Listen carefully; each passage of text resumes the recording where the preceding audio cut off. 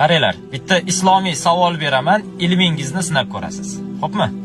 Agar javobini topa olmasangiz, videoni ko'proq odam ko'rishiga hissa qo'shasiz. Sharti shu. Savolni eshiting.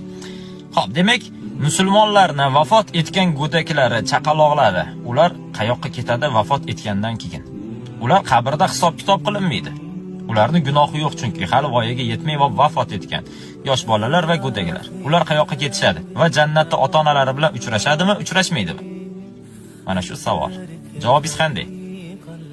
Demak, javobini topa olmagan bo'lsangiz, eshitib turing.